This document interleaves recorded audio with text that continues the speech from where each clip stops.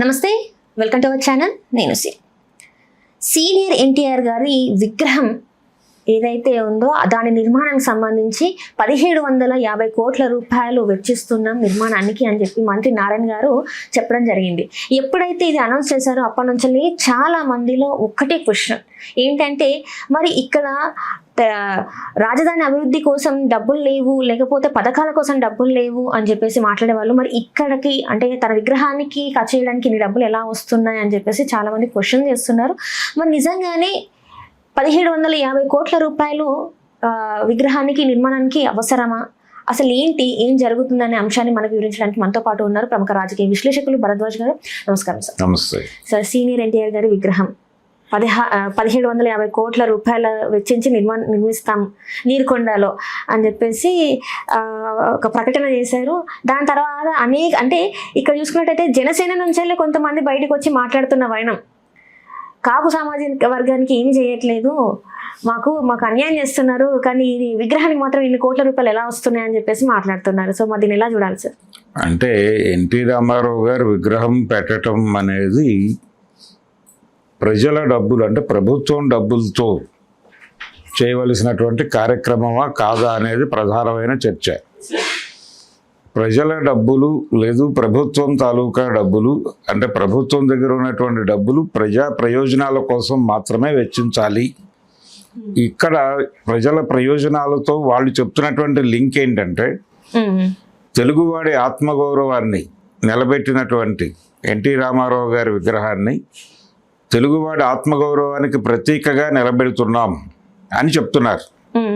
ఎవరు? చంద్రబాబు నాయుడు గారు, అలాగే నారాయణ గారు, వీళ్ళందరూ చెప్తున్న మాట అదే. అయితే ప్రస్తుతం తెలుగు వాళ్ళ ఆత్మగౌరవం కండిషన్ ఏంటి?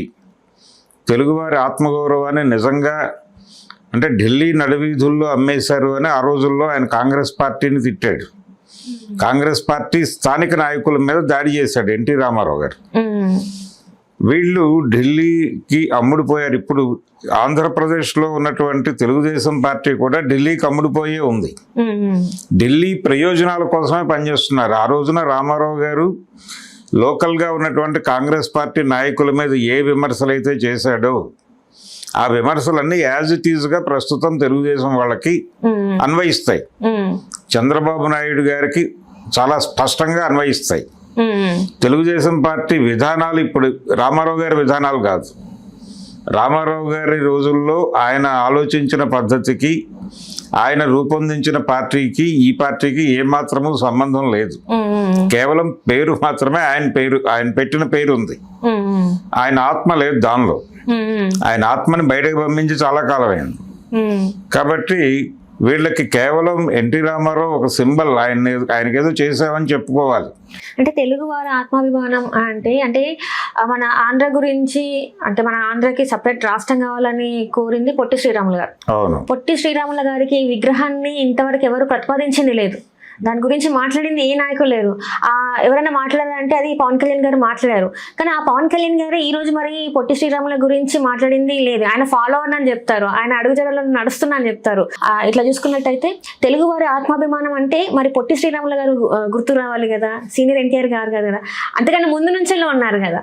మరి వీళ్ళందరికీ ఎందుకు గుర్తు రావట్లేదు? అంటే ఆంధ్ర రాష్ట్రం కోసం ఆయన ఆత్మార్పణ చేశాడు. ఆంధ్ర రాష్ట్రం కోసం ఆయన నిరాహార దీక్ష చేసి నిరాహార దీక్షలో చనిపోయాడు. ఆయన చనిపోయిన తర్వాత ఆంధ్ర రాష్ట్రం సిద్ధించింది. అప్పుడు కర్నూలు రాజధానిగా వచ్చినటువంటి ఆంధ్ర రాష్ట్రం. కాబట్టి పొట్టి శ్రీరాముల్ని త్యాగమూర్తి, ధన్యజీవి ఇలా రకరకాల పేర్లతో పిలుస్తారు. కానీ ఆయనకి ఒక గుర్తింపుగా నెల్లూరు జిల్లాకి ఆయన పేరు పెట్టారు అప్పుడు. అది అంతవరకు వైఎస్ రోజుల్లో జరిగింది. అది ఆ తర్వాత ఎప్పుడు పెద్దగా ఆయన పట్టించుకున్నట్టుగా ఎక్కడా లేదు.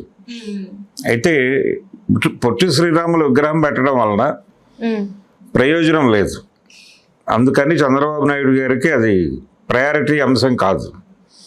చంద్రబాబు నాయుడు గారికి ఎన్టీ రామారావు గారి విగ్రహం పెట్టడం ద్వారా రకరకాల ఈక్వేషన్స్ వర్కౌట్ అవుతాయి. ఇప్పుడు రేవంత్ రెడ్డి గారు సారథి స్టూడియోస్ దగ్గర అంటే మైత్రివరం దగ్గర ఎన్టీ రామారావు గారు విగ్రహం పెడతాను, ఎవరు అడ్డు వచ్చినా సరే అన్నాడు. మన జూబ్లీ హిల్స్ బై ఎలక్షన్ సందర్భంగా అన్నాడు ఆ మాట. ఎందుకు అన్నాడు ఆ మాట అంటే ఆయనకు ఒక ప్రయోజనం ఉంది. ఆయన ప్రయోజనం కోసం ఎన్టీ రామారావు విగ్రహం రూపంలో పనిచేయాలి ఇక్కడ. ఆ ప్రయోజనం ఏంటంటే సినిమా ఇండస్ట్రీ మీద ఆయన ప్రభావం ఉంది ఇప్పటికీ. అలాగే ఒక కులం తాలూకా ప్రతినిధిగా ఆయన్ని మార్చారు కాబట్టి ఆ ప్రయోజనము నెరవేరుతుంది. వాళ్ళ భాగస్వామ్యం ఉంది, సినిమా పరిశ్రమలోనూ ఉంది, ఆ నియోజకవర్గంలో వాళ్ళ ప్రభావం ఎక్కువ. అందుకని వాళ్ళ ఓట్ బ్యాంకు తన వెనక నిలబడుతుంది. అందుకోసం ఆ ఓట్ బ్యాంక్ని కన్సాలిడేట్ చేసి కాంగ్రెస్ వైపు నడిపించడం కోసం అక్కడ ఎన్టీ రామారావు గారి విగ్రహం కావాలి. ఆ పని చేయాలి రామారావు గారు అక్కడ విగ్రహంగా మారి. ఆయనకి ఒక్కొక్కళ్ళు ఒక్కొక్క డ్యూటీ వేస్తున్నారు. ఆయన జీవితకాలం వ్యతిరేకించిన కాంగ్రెస్ పార్టీ కోసం ఇక్కడ పనిచేయాలి ఆయన. ఇది ఇక్కడ మైత్రివనం దగ్గర విగ్రహం పెడితే అక్కడేమో ఆ విగ్రహంతో తెలుగు వాళ్ళ ఆత్మగౌరవం అనే ఆయన మీద ఒక బ్రాండ్ వేశారు. నిజానికి తెలుగు వాళ్ళ ఆత్మగౌరవం గురించి మొదటిసారి మాట్లాడింది ఎన్టీ రామారావు కాదు. కాకపోతే ఆయన ఆ నినాదం ఎంచుకునే టైంకి ఇక్కడ ఒక వాతావరణం ఉంది, రాజకీయ వాతావరణం ఉంది ఉమ్మడి రాష్ట్రంలో.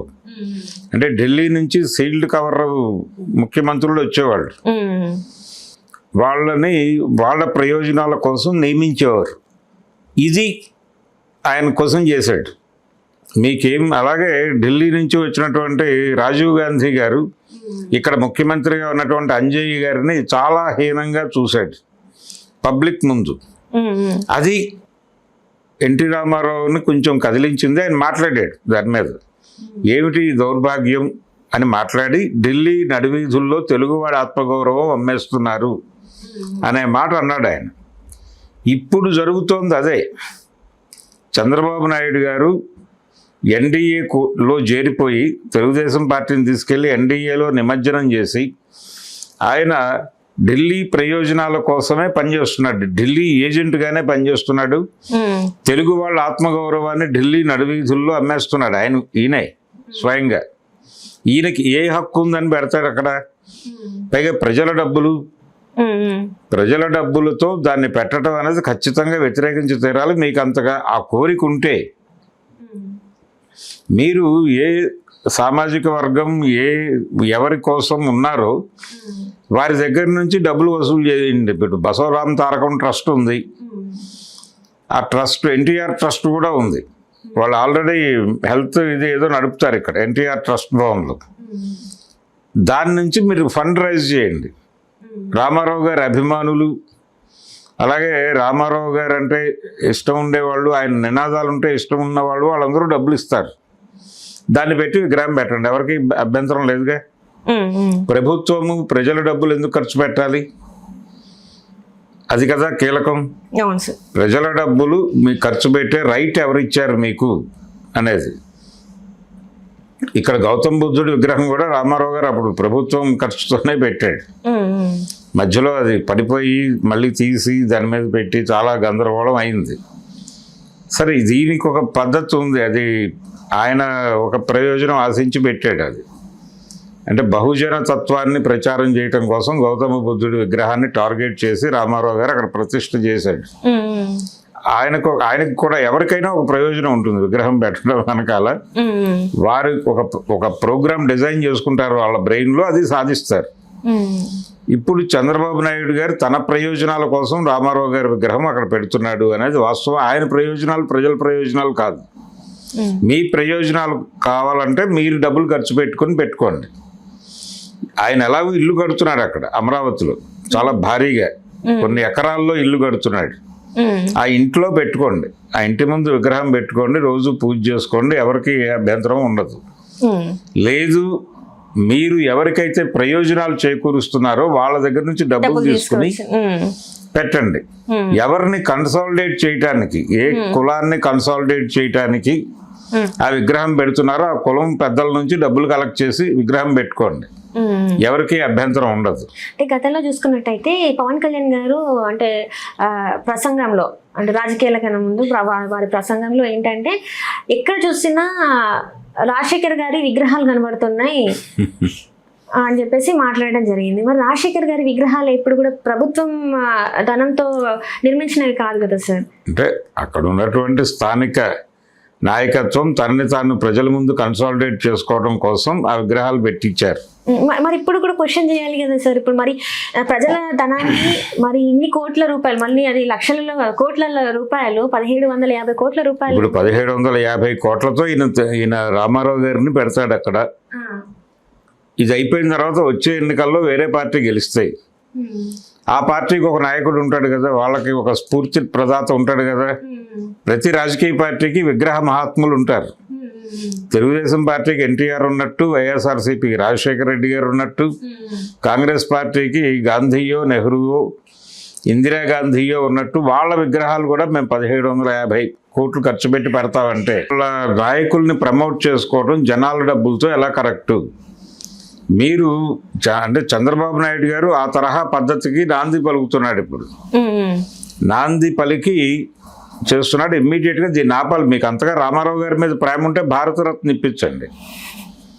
భారతరత్న కోసం వెళ్ళి లాబీ చేయండి.